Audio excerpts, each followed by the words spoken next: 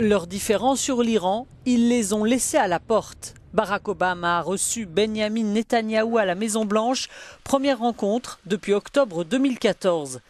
Les deux dirigeants ont souligné la solidité des liens entre Israël et les États-Unis. La sécurité d'Israël est l'une de mes priorités en termes de politique étrangère, a rappelé le président américain. L'assistance militaire que nous apportons n'est pas seulement une part importante de nos obligations vis-à-vis de la sécurité d'Israël, c'est aussi une part importante pour la sécurité des infrastructures américaines dans la région. Ainsi, nous nous assurons que l'un de nos plus proches alliés ne peut pas seulement se protéger lui-même, mais peut aussi travailler avec nous pour combattre le terrorisme et les autres menaces.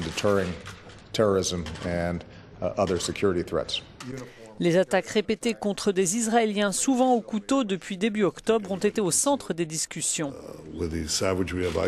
Je pense que tout le monde s'en rend compte de la sauvagerie d'État islamique, des agressions et de la terreur entretenues par l'Iran et ses complices. La combinaison de ces violences a déplacé des millions de personnes, des centaines de milliers ont été massacrés et nous ne savons pas ce qui va en sortir. Pendant qu'à Washington, des Palestiniens et des Juifs manifestent contre l'aide américaine, Netanyahou espère une rallonge. Israël reçoit 3,1 milliards de dollars chaque année, mais souhaiterait passer à 5 milliards selon des sources au Congrès.